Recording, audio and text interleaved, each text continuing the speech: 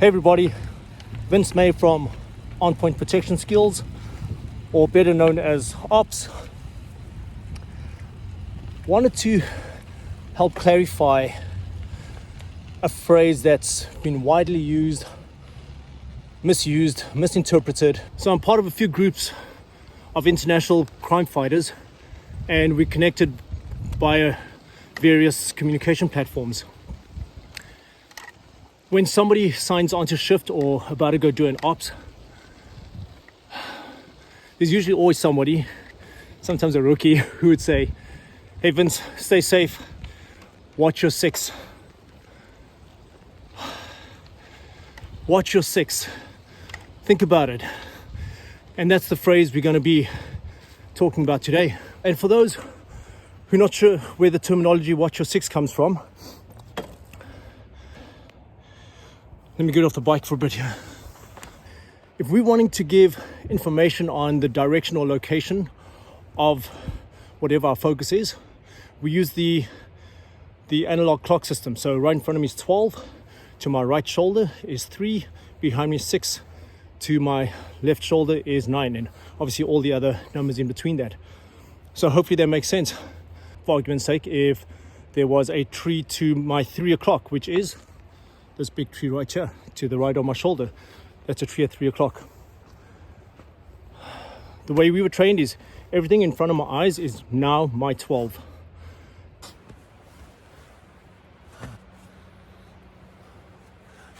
If I'm going on patrol on my own and people say to me, "Watch your six," it is physically impossible to watch my six or watch my own back.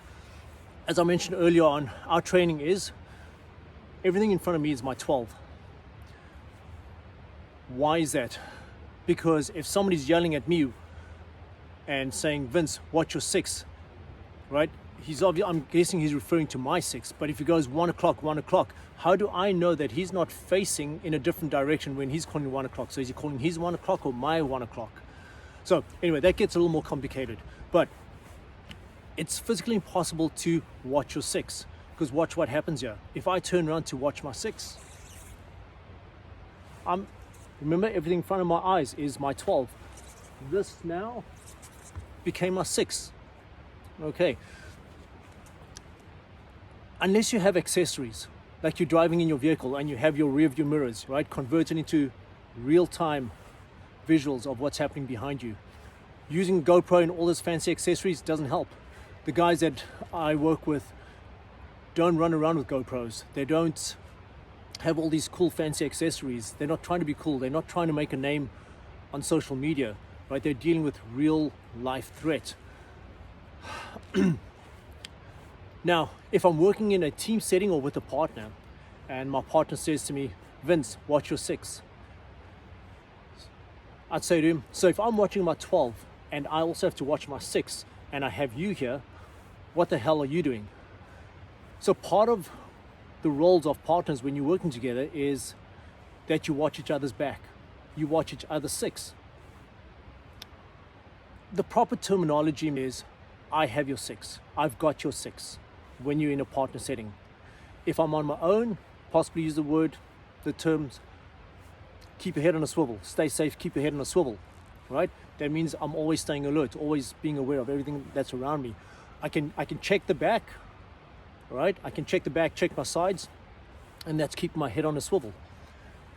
But to tell somebody to watch their six just doesn't make sense. And what that does, it's creating bad habits in your mind as well as the people that you're saying it to. And the movies have really messed this up for us. If you watch some of these military terms, they've taken stuff from law enforcement and military and just kind of put their own spin on it. Now, people who aren't even in the industry of protection are using this terminology just randomly. Watch your six, watch your six. I've come across it a hell of a lot. And if your partner yells on your six, that's completely different. On your six means there's imminent threat right behind you. That means you got to spin around and take care of that threat. But some people don't think it's cool enough to use the term "on your six" because they've never come across that threat as well. But it's cooler to say. However, being tactical can get you injured or worse. So I hope that clears things up for you, makes more sense what I'm saying. If you disagree, throw them in the comments. If you have the feedback or any other comments, please throw it out there. Love the discussions. If you have any questions, even non-related to this video, put them down. Let me answer them. If I can't, I'll get somebody to answer them, or I'll even research it myself. So everyone, as I always say, live and fight with the options and opportunities. Take care.